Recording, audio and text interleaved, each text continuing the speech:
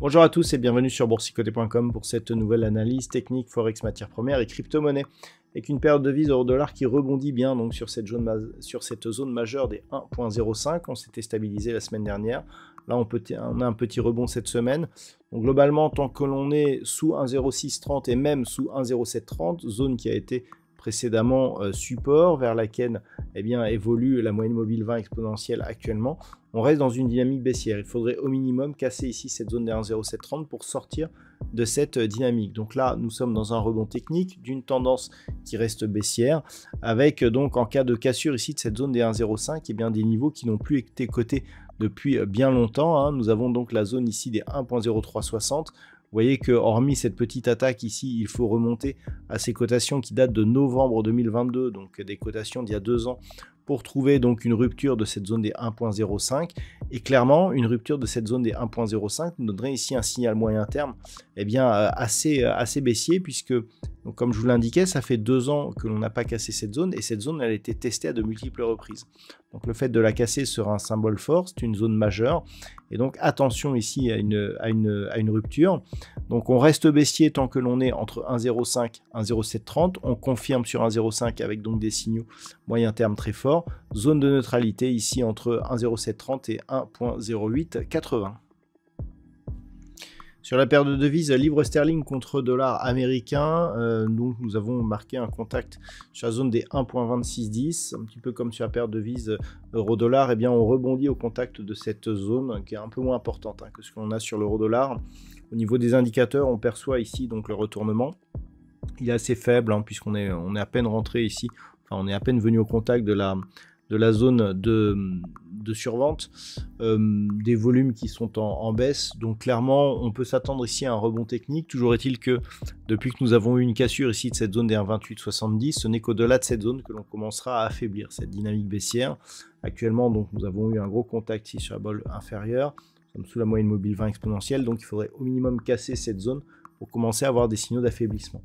Donc pour l'instant, ça reste baissier. On a une zone de neutralité ici entre 1.2870 et 1.3140.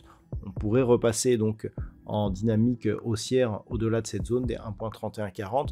Donc pour l'instant, tant que l'on est ici sous 1.2870, ça reste baissier, sachant que une rupture ici de la zone des 1.2610 nous donnerait comme objectif, donc on a plusieurs objectifs intermédiaires, 1.2610, 1.2520, mais surtout un retour possible ici sur cette zone de point bas proche des 1.2330. Au niveau de l'or, on est sorti ici de la dynamique qui avait porté le métal jaune à un nouveau record. On vient ici donc tester le retracement à 50%, c'est très net, on le voit ici donc par rapport à toute cette impulsion, on avait tracé le retracement de Fibonacci, on vient tester donc ce 50% et on se stabilise, on repasse même au-dessus du 38,2, donc globalement pour l'instant on est sur une phase de rebond technique. Donc toujours pareil, nous avons ici une zone intermédiaire proche des 2670 $ l'once, zone ici de point haut que nous avions eu à la fin du mois de septembre, qui correspond peu ou prou à la moyenne mobile 20 exponentielle sur son évolution actuelle en unité de temps daily. Donc globalement ça veut dire que tant que l'on est en dessous de cette zone, on est dans un rebond technique d'une dynamique qui reste baissière. On a une zone de neutralité entre 2670 ici et 2720 $ l'once. On commencerait à potentiellement reprendre la hausse au-dessus de cette zone ici des 2720. Donc pour l'instant, ça reste baissier sur le métal jaune, sachant que en cas de rupture de cette zone de point bas, le prochain objectif se situe ici à 2478 $ l'once sur un niveau très proche du dernier retracement de Fibonacci à 61,8%. Au niveau du WTI, on teste à de multiples reprises ce support ici. Alors on est entre 67 et 67,50 $ le baril. On a une petite préférence baissière puisqu'on évolue sous la moyenne mobile. On n'a pas eu de contact sur la bolle inférieure, donc pour l'instant pas de réelle dynamique de baisse. Il semblerait que l'on soit plus ici dans la continuité de ce range. Donc globalement entre 67, 67,50 et ici 77,50 $ le baril. On est plutôt dans la partie inférieure, donc une petite préférence baissière, qui pour l'instant n'est pas confirmée. Si on cassait ici cette zone, eh bien l'objectif serait un retour possible sur la zone des 64,20. Donc il faudrait au minimum ressortir ici au-delà des 71,20 pour recommencer à avoir une petite conviction haussière. Et enfin, au niveau du Bitcoin, eh bien, il semblerait que l'on soit en train de se stabiliser. Donc nous avons ici une zone de résistance proche des 92 000 dollars pour un Bitcoin. On va la matérialiser. Donc pour l'instant, eh bien, on se stabilise sous cette zone. Donc nous avons eu ici une phase d'accélération depuis cette zone ici d'évolution proche des 70 000 dollars pour un Bitcoin.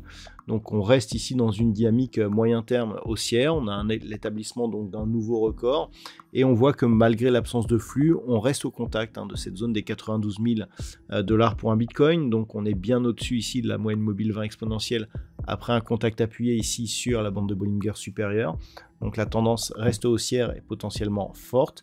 On voit que nous sommes dans une phase d'attente, les histogrammes du MACD se retournent, on a un RSI qui reste en surachat, des volumes qui baissent, donc il s'agit d'une phase de consolidation horizontale que l'on a ici, tant que l'on est entre 92 et sur la zone, je dirais inférieure, 87 000 dollars pour un Bitcoin, donc ça reste positif, en tant que l'on a ici une absence de flux et des cours qui ne redescendent pas, cela veut dire qu'il y a toujours une force intrinsèque qui s'exerce sur cet actif pour le maintenir à la hausse, une rupture pérenne de cette zone des 92 000 dollars pour un Bitcoin, et bien propulserait la crypto-monnaie vers d'autres niveaux plus hauts.